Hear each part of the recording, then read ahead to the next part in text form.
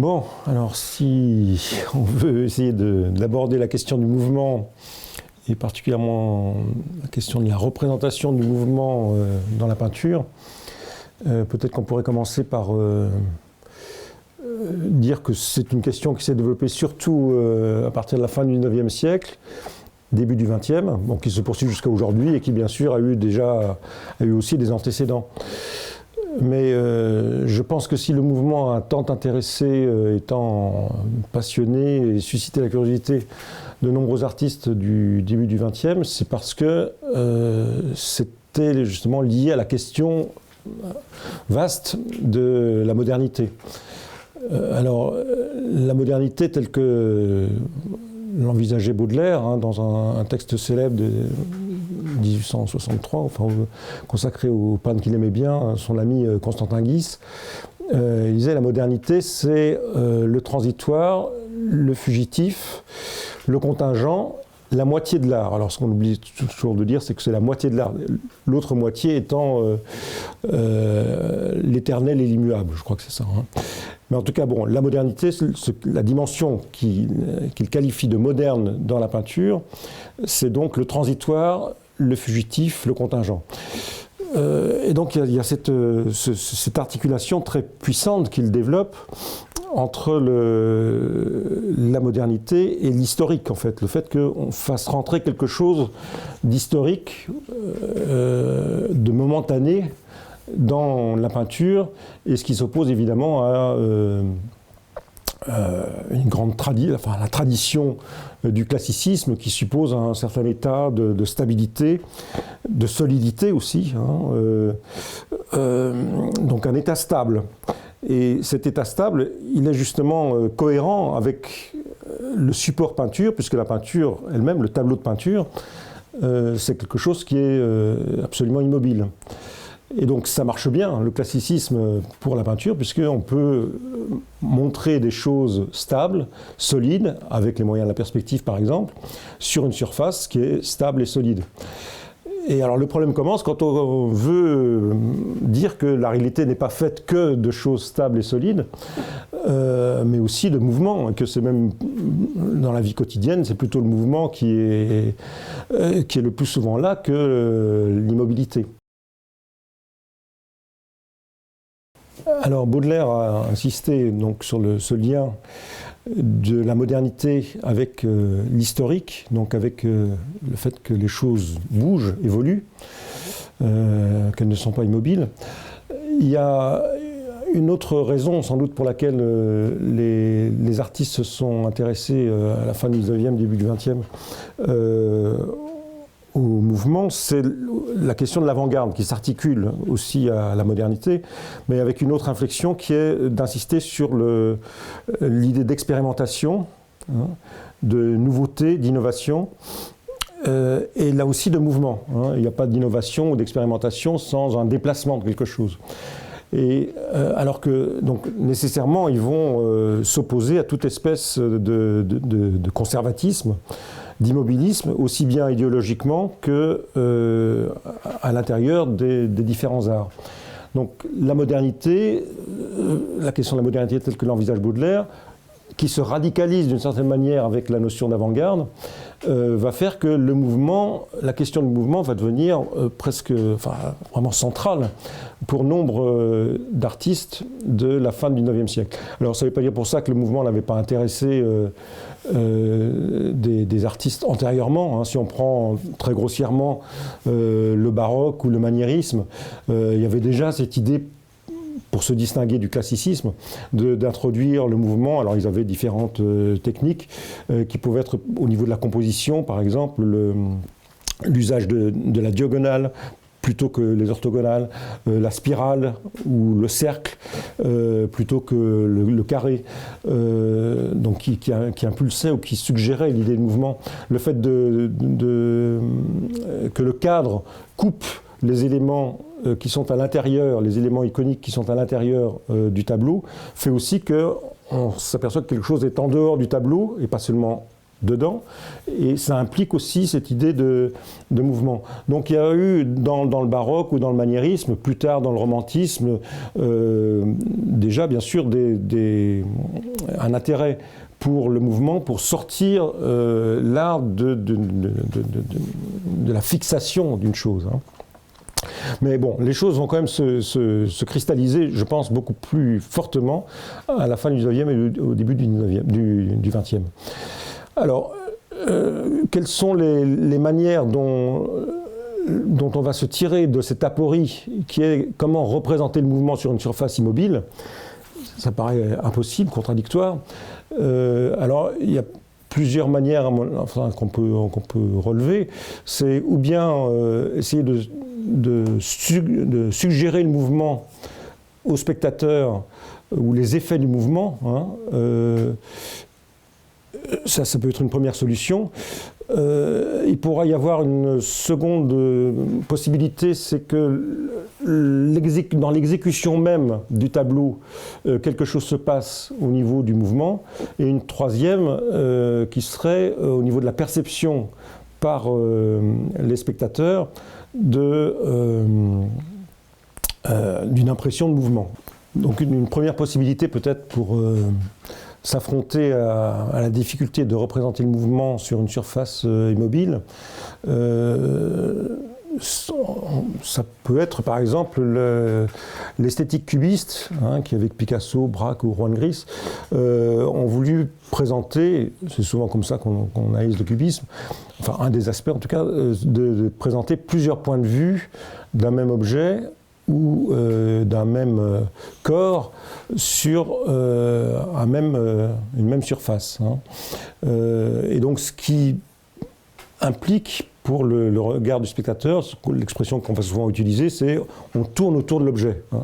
On tourne autour de l'objet. Alors évidemment, les objets sont peints de façon immobile, nécessairement sur la peinture, en peinture, mais comme on a différentes facettes de l'objet peint, eh bien, le spectateur peut avoir cette sensation de tourner autour de l'objet, et donc lui-même de ne pas être dans une position fixe, hein, ou au moins que l'objet tourne autour devant lui. Si on a plusieurs facettes, plusieurs angles de vue simultanés, donc sur une même surface peinte, plutôt que d'en faire plusieurs. Parce qu'évidemment, la position classique aurait été de faire une position de profil, puis une position de face, puis une position de 3/4, s'il s'agit d'un portrait, par exemple. Bon, là, l'idée de prendre plusieurs angles simultanés implique d'une certaine manière cette question, sous-entend cette question du mouvement. L'autre mouvement qui va mettre, un mouvement artistique du début du siècle, donc autour de 1910 surtout, qui va mettre le plus en évidence cette question du mouvement, articulée souvent à la notion de vitesse, ça va être évidemment le futurisme, qui va mettre au poste de commandement de leur manifeste cette question du mouvement et de la vitesse.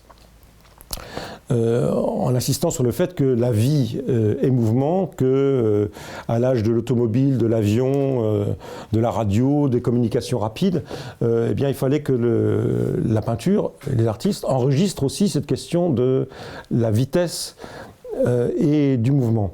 Donc, les peintres futuristes, donc autour de 1910, entre 1910 et 1912 surtout, il va y avoir de nombreux peintres, nombreux tableaux, notamment ceux de Giacomo Balla, Boccioni, alors Boccioni surtout aussi en sculpture, Russolo, vont essayer de représenter des objets en mouvement, ou des corps en mouvement. Alors par exemple, certains tableaux très connus comme La petite fille courant sur un balcon de Giacomo Balla, 1910-12, il va montrer plusieurs étapes, plusieurs moments de cette petite fille courant sur un balcon. Donc on aura une sorte de décalage successif des différents pas de la petite fille courant sur un balcon.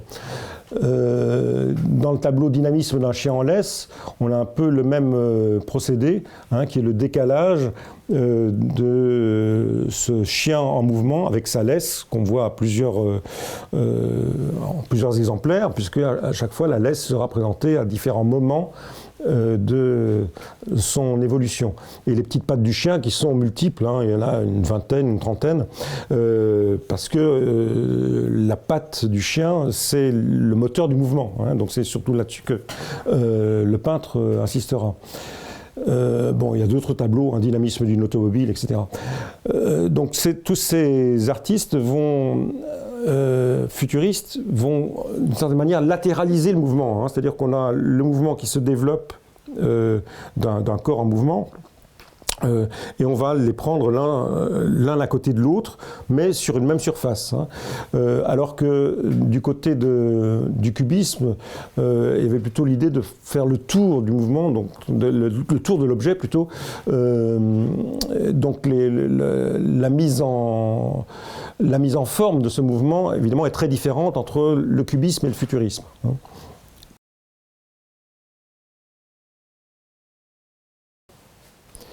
Alors, ce qui est intéressant, c'est que les futuristes, contrairement à ce qu'on pourrait penser, ne se sont pas intéressés au cinéma tout de suite, alors qu'on dira, bien sûr, dès que le cinéma apparaîtra, le cinéma c'est le mouvement, etc. Bon. Pourquoi ? Parce que les futuristes s'intéressaient au mouvement, mais au mouvement en tant que tel, c'est-à-dire la sensation du mouvement. Or, ils vont soutenir, un peu à la suite de Bergson, en tout cas dans la même optique, que le cinéma décompose le mouvement, n'en donne pas une sensation, mais qu'au contraire, on a une sorte de succession d'instantanés qui divise. Or, eux, les futuristes, ce qu'ils veulent, c'est donner la sensation du mouvement. Hein. Et au cinéma, en tout cas dans les cinématographies classiques, on ne voit pas ce qui se passe de l'instant T à l'instant T'. On voit quelqu'un qui est en train de bouger et ça paraît naturel, mais on ne sait pas, il n'y a pas d'analyse de ce mouvement, on ne sait pas vraiment ce qui s'y passe. Or, quand on est devant un tableau futuriste, Petite fille courant sur un balcon par exemple, de Giacomo Balla, eh bien là on voit cet espace, ce court espace qui est traversé par la petite fille et les différents moments, évolution, le mouvement durant un laps de temps court sur une même surface, et donc c'est vraiment le mouvement qui est analysé, hein, et pas seulement pris naturellement sans qu'on sache exactement ce qui s'y passe. Donc les futuristes en ce sens ne se sont pas intéressés au cinéma, et en même temps ils s'opposaient à la peinture immobile. Donc ils voulaient le mouvement, mais pas le mouvement tel qu'ils pouvaient l'entrevoir avec le cinéma. Alors il y a une autre possibilité qui a été développée par un futuriste, notamment, enfin surtout lui, ou même essentiellement lui, Anton Giulio Bragaglia. Ils étaient plusieurs frères en fait, hein, mais bon, Anton Giulio, c'était celui qui a développé ce qu'il appelait des photodynamiques. Donc là, c'est avec la photographie, mais qui laisse la trace du mouvement. Hein. Et donc c'est intéressant parce que ce ne sont pas des mouvements successifs arrêtés, comme dans la peinture, mais plutôt le sillage, la trace du mouvement qui est en train de se faire. Et donc ce sont ces photodynamiques que Bragaglia a développées de façon vraiment intéressante. Alors, plus ou moins au même moment, Marcel Duchamp, en 1912, va développer son première version de son nu descendant un escalier, qui semble assez proche de l'esthétique futuriste, même si pour lui la question n'était pas du tout de donner l'illusion du mouvement, mais plutôt d'en donner différents moments arrêtés. Alors comme on sait, ce nu descendant un escalier a fait scandale dans le petit milieu cubiste, et alors Metzinger et les frères de Duchamp, hein, Jacques Villon et Duchamp-Villon, se sont opposés à la présentation de son nu descendant un escalier au Salon des Indépendants de 1912. Marcel Duchamp en a été extrêmement affecté, pensant que l'art c'était justement le lieu de la liberté, où tout pouvait se faire et se montrer, et que là ce soit en plus des artistes et en plus des amis qui se sont opposés à la présentation de ce nu, ça l'a profondément marqué, sans doute a orienté complètement son esthétique et sa pensée et sa relation à l'art. Alors, si les cubistes se sont opposés à cette présentation du nu descendant l'escalier, d'abord c'est parce que ça allait contre les cubistes où il n'y avait pas de mouvement à représenter, tel qu'eux l'entendaient, et que donc il y avait un aspect un petit peu futuriste, même si Duchamp disait a dit qu'il n'avait pas vu cette exposition futuriste qui a eu lieu en 1912 aussi à Paris. Et puis, d'autre part, ce qui a choqué les cubistes, c'est le titre du tableau qui figure sur le tableau même, nu descendant l'escalier. Et un nu ne descend pas un escalier, il reste couché sur un canapé, comme ça a été fait évidemment des dizaines de fois dans la peinture auparavant. Donc il y avait une mise en situation de ce nu descendant un escalier qui était d'une certaine manière vulgaire par rapport au grand art du nu et de la pose de ce nu.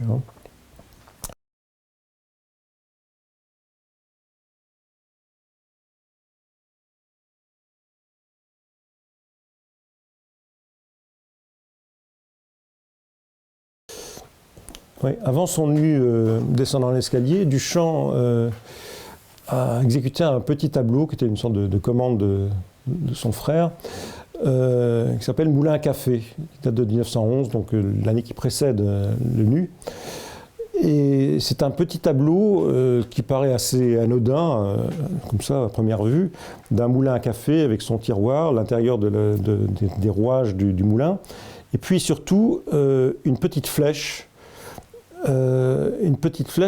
qui enveloppe l'arrondi de la roue du moulin à café et qui indique donc le sens du mouvement, un petit peu comme on peut le voir dans la pratique du dessin industriel. Et d'une certaine manière, cette indication du mouvement, elle est conceptuelle, puisqu'il ne s'agit pas d'essayer de représenter de façon réaliste, ce qui serait impossible, le mouvement, mais de l'indiquer conceptuellement avec une flèche, qui est évidemment une indication conventionnelle, qui indique donc l'orientation et l'impulsion de ce mouvement. Donc c'est aussi une chose qui est très nouvelle, cette petite flèche, alors que c'est très commun évidemment pour tout le monde. Tout le monde sait qu'une flèche, ça veut dire ça indique une orientation. Mais dans le champ de l'art, c'était une chose totalement nouvelle. Je ne crois pas qu'on puisse trouver des indications antérieures d'une indication de flèche dans le milieu du grand art, de la peinture, alors qu'on le trouve évidemment très communément dans le dessin industriel. Alors cette dimension conceptuelle, évidemment, Duchamp la développera par ailleurs, comme on le sait, dans nombre de ses œuvres. Alors il y a une autre possibilité peut-être de développer la question du mouvement, qui est de suggérer la question du mouvement, qui est celle du collage. Le collage, en mettant, alors qu'il y a une pratique qui a été très développée par les dadaïstes, consiste à mettre deux éléments appartenant à des corpus de sens différents, à les mettre côte à côte, et de provoquer une sorte d'étincelle de sens dans la coprésence de ces deux éléments. Et donc, ce choc, cet entrechoquement de deux éléments, implique aussi une sorte de petite explosion, et donc de mouvement, on pourrait dire, de mouvement au sens large, évidemment, pas nécessairement d'un déplacement dans l'espace, mais d'un déplacement de sens, puisque un objet seul, un autre objet seul, n'ont plus du tout la même signification que quand ces deux objets sont mis ensemble. C'est le principe du collage, et c'est d'une certaine manière une possibilité qui sera reprise justement par le cinéma, où on sait qu'avec le montage, on peut associer des choses et donc de provoquer un sens qui n'est présent ni dans le premier plan, ni dans le deuxième, mais que il est produit par la coexistence de ces deux plans mis côte à côte par le montage. Alors il y a une autre manière peut-être d'appréhender le mouvement pour les peintres qui veulent mettre cela en scène dans une peinture, donc un support fixe, immobile, c'est le moment même de l'exécution de la toile. Puisque de toute façon, il faut un certain temps, évidemment, pour réaliser une toile, mais ce temps, cette durée, en général, passe inaperçu du côté du spectateur, puisque ce qui est montré dans une toile classique, c'est la toile dans son état final.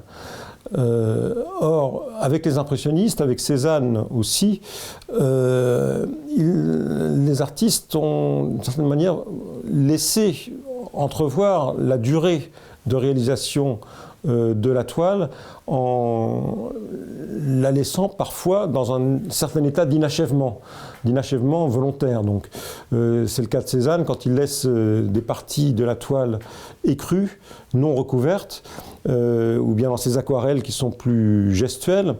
Et on peut aussi remarquer que les impressionnistes se sont intéressés particulièrement à des objets qui sont en mouvement, qui sont fugitifs, fugaces, hein, et qui sont d'une certaine manière irreprésentables, comme la lumière, le mouvement justement, le mouvement des feuillages, l'air, la qualité de l'air, les nuages. Alors ça, c'était déjà un problème qui a été analysé par Hubert Dawisch dans un texte qui s'appelle Théorie du nuage. Comment on peut représenter un nuage alors qu'un nuage n'a pas de forme délignée. Et le problème pouvait déjà se poser à la Renaissance. Et le vent, dont Pline disait à propos du peintre Apelle, le vent, c'est la même qui ne peut être peint. Hein. Donc Apelle aurait peint ce qui ne peut être peint, le vent. Et le vent, c'est évidemment le mouvement. Et donc comment montrer le vent ? Alors, il y a une autre... donc ça, ce serait, disons, le work in progress, hein, le travail de l'œuvre qui est montré dans l'œuvre, hein, et non pas avant. Hein.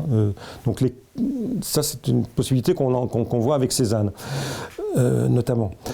Une autre, une façon aussi proche de cela, c'est ce qui a été tenté réalisé par Paul Klee, qui parle souvent, non pas de forme, mais de Gestaltung, hein, en allemand. Alors c'est un terme qui est difficilement traduisible en français, mais qu'on peut traduire par formation, c'est-à-dire non pas la forme passée au formol, immobilisée, mais la forme en train de se faire, en train de se créer, hein, la formation, hein, la construction de la forme.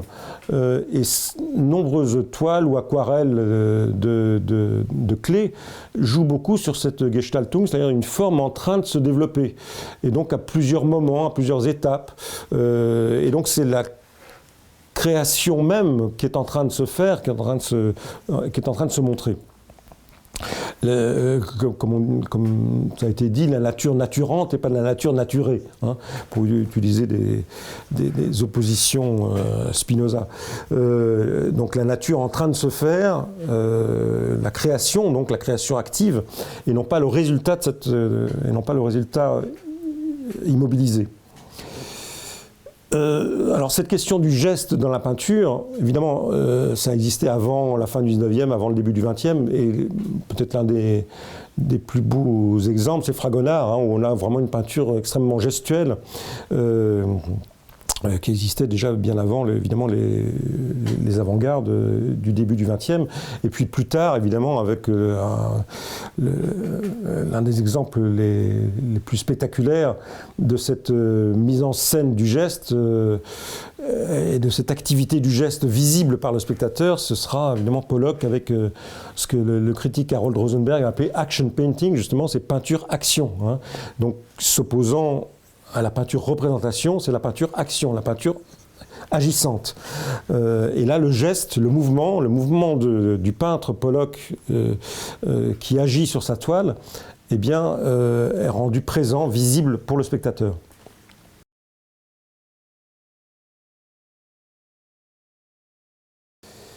Alors une autre façon encore de penser l'articulation du mouvement avec la peinture, c'est se mettre maintenant du côté du spectateur, du regardeur, comme disait Duchamp, qui doit passer un certain temps pour regarder le tableau. Alors, parce que le tableau ne se donne pas immédiatement, hein, on peut y passer du temps.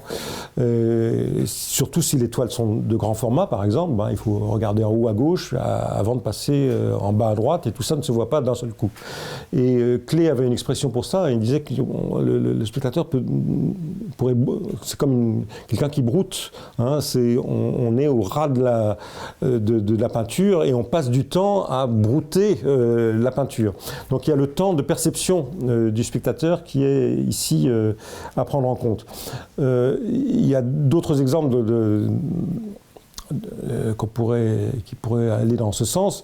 Ce sont les rouleaux d'Egeling et Richter, à la fin des années 10, début des années 20, que tu connais bien, qui ont donc peint sur des rouleaux longs, pouvant aller jusqu'à 4 ou 5 mètres, une forme en évolution, hein, avec donc différentes phases successives d'un mouvement jouant sur une forme ou des formes abstraites.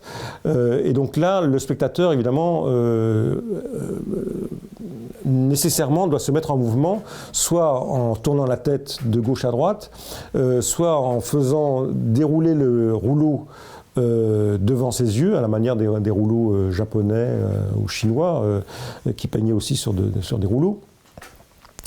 Soit en se déplaçant latéralement devant le rouleau. Mais donc à chaque fois, il y a l'implication d'un mouvement réel du spectateur devant l'œuvre, ce qui évidemment n'existe pas quand on est devant une miniature, une chose de petit format.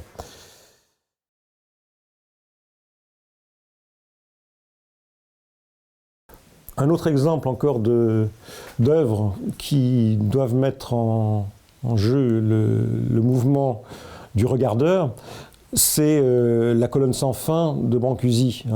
Brancusi, sculpteur magnifique, qui avait donc fait construire cette colonne sans fin en Roumanie, à Târgu, et qui est donc une immense sculpture verticale constituée de modules superposés et qui donne cette impression ascensionnelle et le regard du spectateur qui évidemment doit passer de bas en haut, revenir de haut en bas et revenir, tourner autour de la sculpture, etc.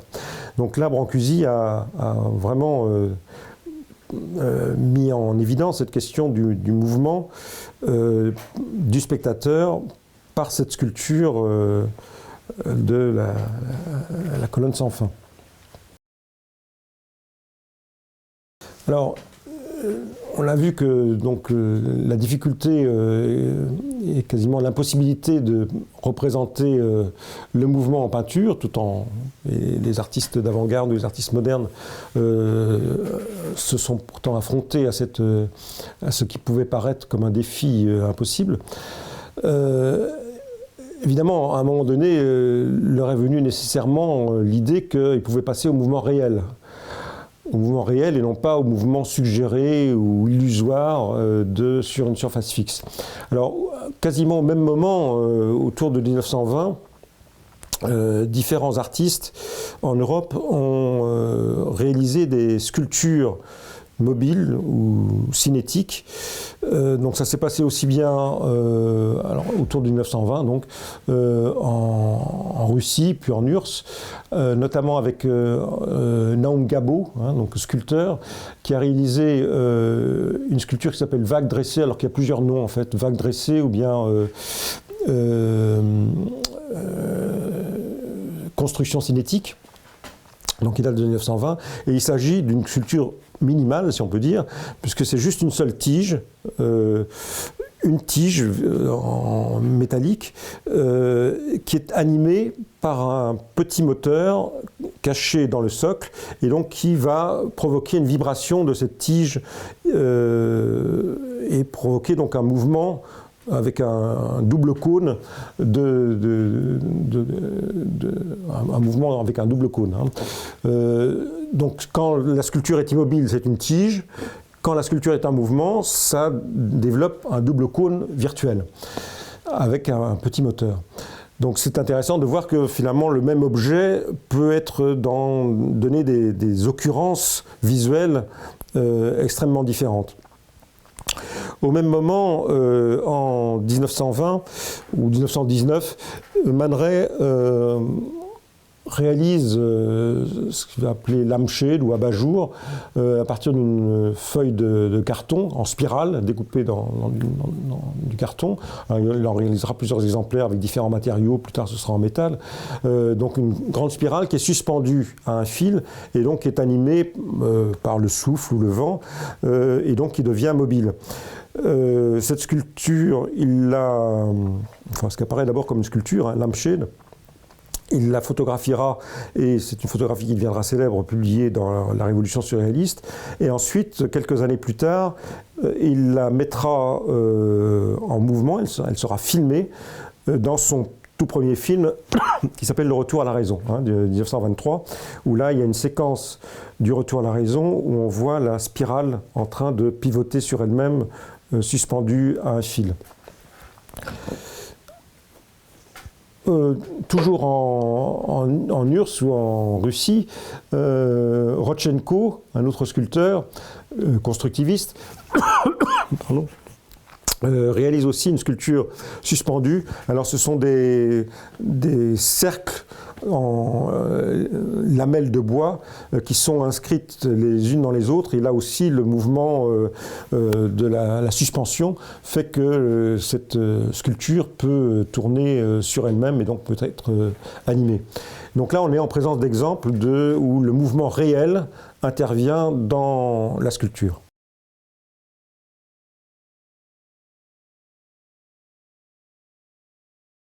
Alors, il y a eu d'autres exemples de sculptures en mouvement, chacune très particulière, et Duchamp, encore lui, va réaliser, alors les mots sont très délicats à utiliser, puisqu'il s'agit d'un ready-made, donc tout fait, une roue de bicyclette qu'il va mettre à l'envers sur sa fourche et fixer sur un tabouret de cuisine. Et ça se passe en 1913, donc avant les exemples que j'ai donnés précédemment de Gabour, Rodchenko, Man Ray, 1913, donc quelques années avant. Et la question du mouvement est importante puisque la roue est donc fiché dans le trou du tabouret, trou central du tabouret, et quand il dit que quand il passait dans son atelier, hop, il avait donné un petit coup de patte sur la roue, et la roue se mettait en mouvement, et dit-il, ça lui rappelait le mouvement du feu de cheminée qu'il n'avait pas dans son atelier. Donc, alors c'est une comparaison un peu curieuse, puisque le feu de cheminée suppose une sorte de poésie un peu à la Bachelard, avec les différents sens qui sont stimulés. Or là, on a un mouvement qui est strictement mécanique, optique, mais bon, dans le fonctionnement de Duchamp, on voit aussi cet intérêt. Donc la roue de bicyclette, c'est sans doute aussi un des premiers exemples de choses utilisant le mouvement réel dans l'histoire de la sculpture. Alors il va s'y reprendre à plusieurs reprises, puisque en 1920, il va réaliser, alors cette fois-ci avec une construction beaucoup plus élaborée, qui s'appelle rotative demi-sphère. Avant rotative demi-sphère, il y a rotative plaque de verre, plaque verre. Donc rotative plaque verre en 1920, rotative demi-sphère en 1924-1925, qui sont en fait deux machines qui sont animées par un petit rotor, un moteur électrique, et qui vont faire pivoter. Alors dans le cas de rotative plaque verre, ce sont 5 pales de verre qui sont étagées autour d'un axe central et qui vont donner l'illusion d'une surface continue, alors même que les différentes pales de verre sont étagées dans l'espace. Mais quand elles sont animées d'un mouvement, et quand le spectateur ferme un œil, donc il y a tout un petit protocole, et a l'œil exactement dans l'axe central avec les 4 pales de verre, eh bien, on pourra avoir l'idée d'un mouvement continu, donc pas des pales isolées, mais d'un mouvement circulaire complet, d'un disque donc, et sur une même surface. Un peu en fait l'effet illusionniste que peut donner une hélice ou un ventilateur. Donc ça, il s'intéressera à cette question du mouvement. Là aussi, avec la dimension paradoxale du mouvement, c'est que ça donne une autre une autre version visuelle de l'objet, alors que l'objet lui-même n'a pas changé. On voit d'un côté 5 pales de verre isolées, sur des plans différents, et puis quand elles sont en mouvement, ah ben non, on a un disque complet, fermé, et puis qui se présente comme sur un plan unique. Bon, donc ça, c'est cet intérêt optique, ces optisteries, comme il dira ironiquement Duchamp. Il renouvellera ça avec sa seconde machine optique qui s'appelle rotative d'hémisphère, où là il s'agit aussi d'une machine jouant sur des effets optiques. Il reprendra cette question de l'optique du continu et du discontinu dans son film Animic Cinéma, réalisé en 25, sorti en 26. Plus tard encore, en 1935, avec ces rotoreliefs qui sont particuliers puisque ce sont des disques qui devaient être disposés sur un plateau de gramophone et qui, en tournant, pouvaient donner l'illusion d'un mouvement spiralé, alors qu'en fait, il s'agit que de disques et de cercles fermés. Mais ces cercles fermés donnent l'illusion d'un mouvement en spirale, alors même que ce sont des cercles. C'est exactement la même illusion qui était produite donc, dans son film Animic Cinéma, où tous les disques optiques, il appellera ça aussi disques optiques, sont en fait constitués de cercles fermés ou de disques, alors que le spectateur a l'impression d'une spirale ou d'un mouvement spiralé. Concentrique, excentré, non pas excentrique, concentré. Voilà, oui, d'accord, on peut dire ça comme ça.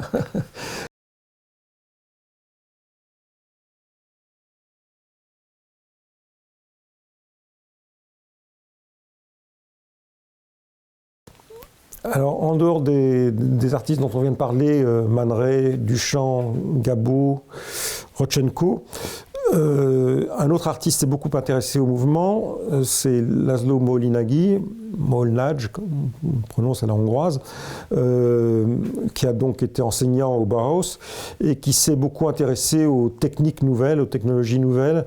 Il s'intéressera donc aussi au cinéma. Et avant de passer au cinéma, il a fait réaliser une machine qu'il appelle Lichtrequisite ou Lichtraummodulator, ou Lichtmaschine, donc est une machine qui est animée par un moteur électrique et qui est constituée de différents panneaux métalliques ajourés de différents trous avec des lumières qui vont éclairer de différentes façons et projeter des ombres sur un écran situé en arrière de cette machine. Et cette machine, donc, l'intérêt pour Moholy-Nagy, c'est d'associer à la fois la machine, la lumière et le mouvement. Machine, lumière, mouvement. Ces trois choses articulées entre elles, ce sont trois dynamiques, disons, qui intéressaient, qui motivaient beaucoup Moholy-Nagy dans ses recherches. Et cette machine a donné lieu à un film qui réalisera donc début des années 30, qui s'appelle Lichtspiel, oui merci Pascal, Lichtspiel, Schwarz-Weiß-Grau, donc on peut traduire littéralement par jeu de lumière, noir, blanc, gris, et qui est donc une sorte d'enregistrement des différentes possibilités de cette machine en mouvement. Alors l'artiste qui est le plus connu sans doute par rapport à la question de l'utilisation du mouvement, c'est Calder, qui, comme on sait, donc, a fait des sculptures qui sont souvent suspendues dans un équilibre fragile, qui sont des sculptures colorées et qui sont animées par le vent ou le souffle.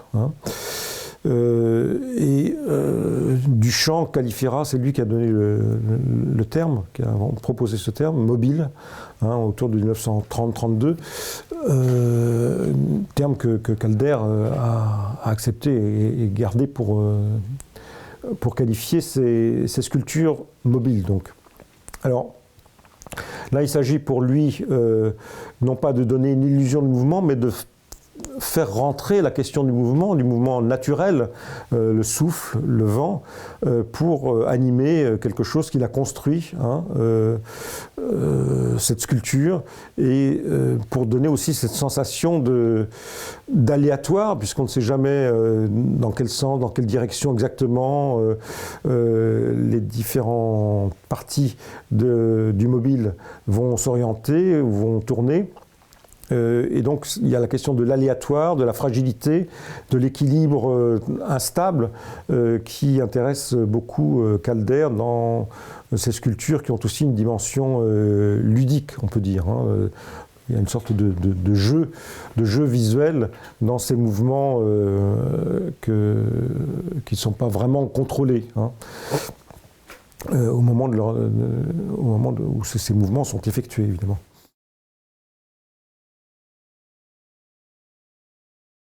Alors, le mouvement, évidemment, n'intéressait pas que les peintres. S'il y a un art du mouvement, c'est sans doute celui de la danse, du ballet. Et pour quelqu'un comme Degas qui s'intéressait à la danse et au ballet, donc par voie de conséquence, la question du mouvement va être très présente dans ses peintures. Comme on sait, il s'est beaucoup attardé à représenter les danseuses. Alors, en dehors de ces danseuses, il y a un tableau que j'aime particulièrement qui s'appelle le Baiser de rideau, et où l'on voit, c'est un tableau en 3 parties horizontales, divisé en 3 parties assez nettement.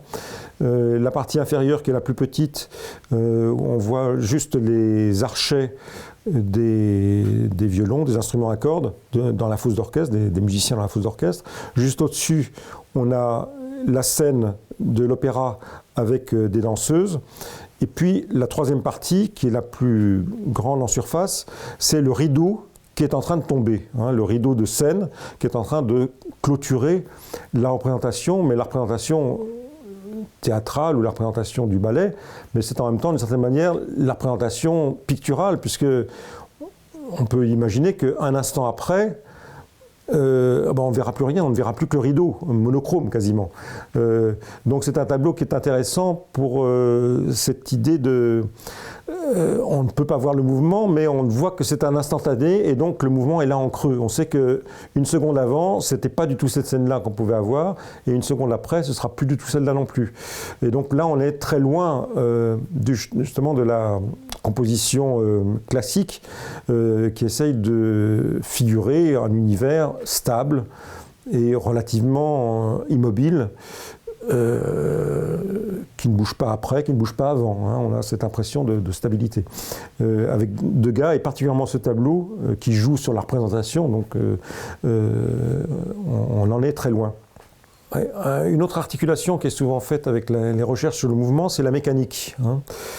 Et de nombreux artistes se sont intéressés au début du siècle, du côté des avant-gardes, à la mécanique ou à la machine, parce que c'était une manière pour eux de se distancer de la subjectivité artiste. Ça paraît un peu bizarre, mais dans une volonté de s'éloigner de tout le lyrisme poétique ou de tout le romantisme lyrique entièrement centré sur le sujet créateur, la machine, la mécanique était une manière de mettre les choses à distance et en même temps d'introduire un élément de contemporanéité par rapport aux autres machines qui se développent à l'époque. Il y a aussi une part de dérision qui peut rentrer par le biais de l'intervention de la machine ou de la mécanique dans l'univers de l'art, qui est considéré justement comme quelque chose qui est de l'ordre de l'artisan, de l'artisanat, de la main, etc. Alors ceux qui sont le plus manifestement intéressés à la mécanique, ce sont les dadaïstes. Alors, Man Ray, Duchamp, Picabia, Raoul Haussmann, Raymond Dessaigne. Et l'un des éléments iconographiques qu'on retrouve souvent dans ces représentations de mécanique, ce sont les rouages ou les engrenages, hein. C'est le cas des mêmes artistes que je viens de citer, hein, Picabia, Man Ray, Duchamp, qui ont souvent figuré des engrenages. Alors, c'est une chose qui a fasciné déjà dans l'histoire de la philosophie des gens comme Aristote, qui disait que par exemple un cercle donc, qui s'engraine à un autre cercle par des roues dentées avait la particularité d'impulser un mouvement identique d'une roue à une deuxième roue, mais en inversant son sens. Hein. Aristote remarquait aussi que dans un cercle en mouvement, ce qui est intéressant, c'est que le point diamétralement opposé du diamètre va dans le sens opposé du point de l'autre point donc, qui se trouve de l'autre côté de ce diamètre, tout en ayant la même vitesse. Hein, donc cette question de l'inversion du sens dans un cercle en mouvement ou bien dans deux roues engrenées est une chose qui peut être, alors sans que évidemment Picabia ait lu Aristote, ça m'étonnerait, mais en tout cas c'est le même genre d'intérêt qui a pu peut-être les amuser. À ce propos, il y a aussi un tableau de Man Ray qui s'appelle L'Impossible, où là, ce ne sont pas deux roues engrenées, mais trois roues engrenées. Or, en fait, quand on regarde les trois roues engrenées, le mouvement devient complètement bloqué, est impossible, hein, parce que bon, si on va dans une roue, l'autre roue va dans l'autre sens, et la troisième, ça ne marche pas. Donc on ne peut pas avoir trois roues engrenées, elles sont engrenées, mais elles ne pourront pas bouger. Et donc ça s'appelle justement l'impossible dans ce tableau sur verre de Man Ray. D'autres artistes sont intéressés à la mécanique et au mouvement, c'est notamment Tatlin, donc en Russie, qui était un constructiviste comme Rodchenko. Et qui a, autour de 1920, fait un projet, peut-être mégalomaniaque, enfin en tout cas gigantesque, qui devait être un hommage à la Troisième Internationale. Donc il a conçu un monument qui n'a jamais pu être réalisé, mais qui devait être plusieurs fois à la hauteur de l'Empire State Building, qui était le building le plus élevé à l'époque, donc il fallait que ce soit toujours plus haut, et qui comprenait 3 volumes dans une gigantesque spirale, 3 volumes en fer, 3 volumes intérieurs qui eux-mêmes pivotaient sur eux-mêmes à différentes vitesses. Et par exemple, le dernier étage, donc il y avait celui qui allait le plus vite, qui était le plus petit parce que c'était en haut de la spirale, devait tourner une fois par jour et devait être réservé aux différents médias de communication, les journaux, etc., radio, parce qu'il devait être à l'écoute quotidienne. Donc c'est pour ça il tournait une fois par jour, alors que les autres volumes intérieur à cette grande spirale pouvait tourner une fois par mois ou une fois par an. C'était devait réunir les différents organismes du pouvoir, différentes assemblées. Donc ça, c'est un projet, hein, évidemment, qui n'a jamais pu être réalisé.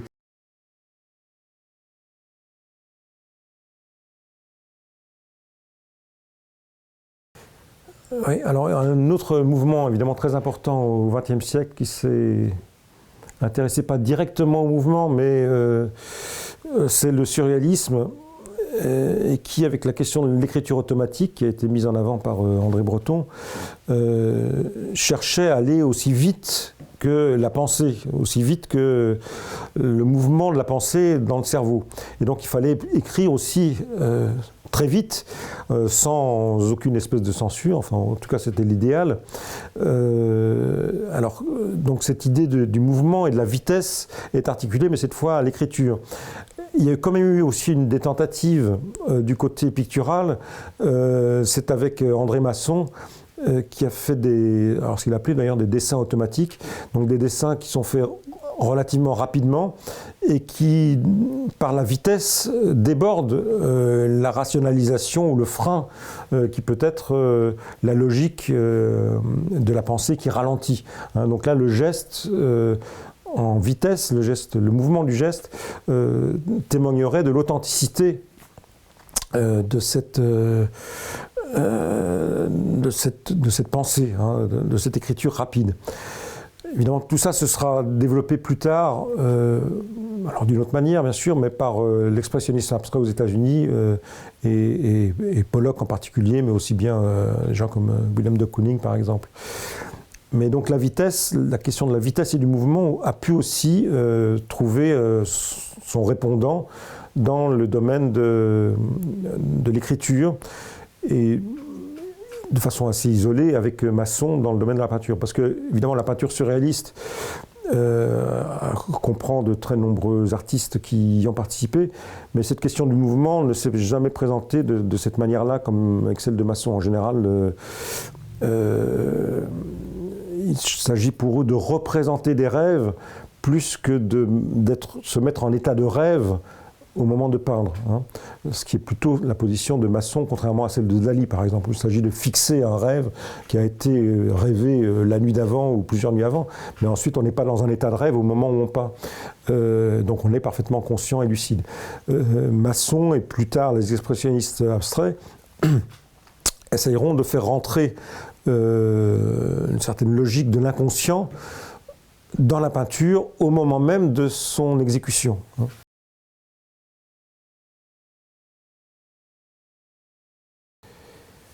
Alors, du côté du mouvement, il y a aussi toute une autre séquence qui n'est pas directement artistique, mais qui a marqué les artistes. C'est celle qui a été explorée par des gens souvent d'origine scientifique. Le principal d'entre eux étant sans doute Étienne Jules Marais, qui va, autour des années 1880, développer ce qu'il va appeler des chronophotographies, puis son fusil chronophotographique, où il s'agira d'analyser le mouvement, c'est-à-dire le décomposer en éléments simples pour essayer de capter ce qui n'est pas visible à l'œil nu, hein. Donc il inventera plusieurs systèmes différents, donc notamment cette chronophotographie, et qui lui permet d'analyser le mouvement, donc de voir les différentes phases, les différents moments d'un mouvement. Par exemple, le battement du vol d'un insecte, le galop du cheval, ce qui aura aussi une incidence forte en peinture, puisque les peintres se disant réalistes vont tout d'un coup devoir peut-être modifier leurs croyances, puisque visuellement, quand on regarde un cheval au galop, la tendance spontanée est de mettre les quatre fers en l'air, comme ont pu le peindre certains peintres, ou Géricault par exemple, alors que l'analyse du cheval au galop va montrer que le cheval a quasiment toujours un pied à terre, hein, au moins un des quatre pieds à terre. Et donc cette illusion des quatre fers en l'air, c'est effectivement c'est très imagé dans le sens où on est trompé.